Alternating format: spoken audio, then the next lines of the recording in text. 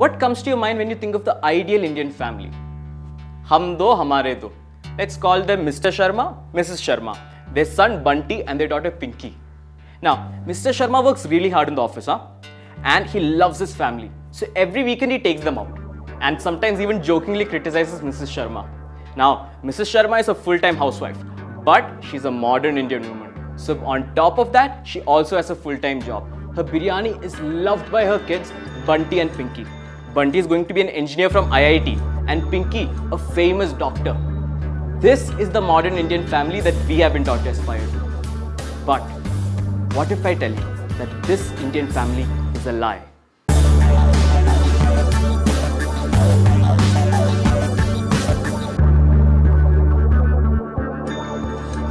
But what will happen to the Sharmas in the future? Bunty will be enrolled in an IIT ka coaching from kindergarten itself. Over there, he will learn that nothing matters in this world except for marks. As for Pinky, her parents will be disappointed to learn that she has become a creature who can think for herself. But let's not discount the Sharmas completely. They are still modern. So as the kids grow up, they will still be okay if they marry someone of their choice, as long as they have the sense to fall in love with someone from the same religion, state and caste. And of course, let's not forget the opposite sex. Speaking of sex, that'll have to come after marriage. Actually, that's only for the girl and not for the boy.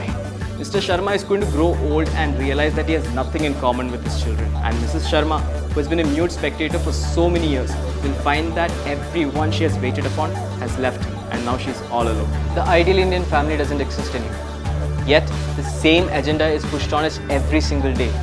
The concept of a family has evolved. It can be anything from a couple choosing not to have kids to a single parent choosing to adopt kids.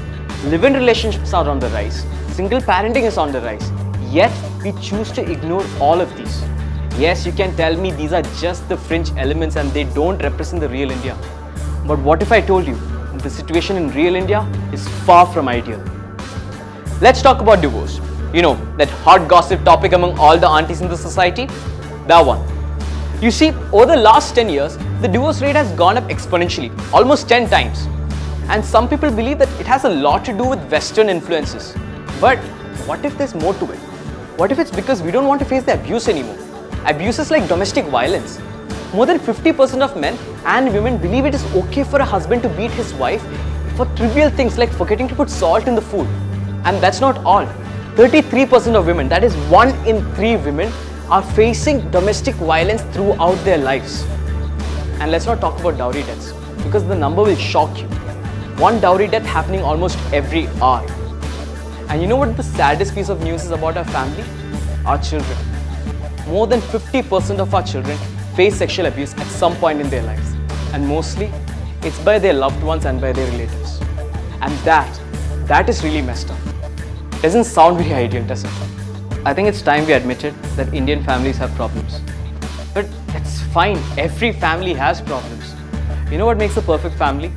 Where if you have a problem and you're dealing with it, you have the support of everyone else around you.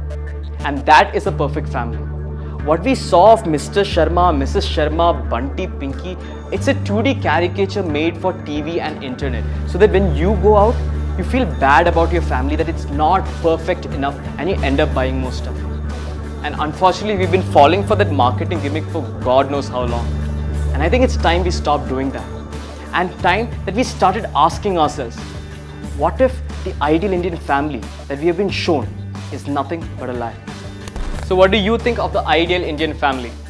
Do let us know your thoughts in the comments below. And if you like the video, don't forget to like, share and subscribe to Fancy Alligator.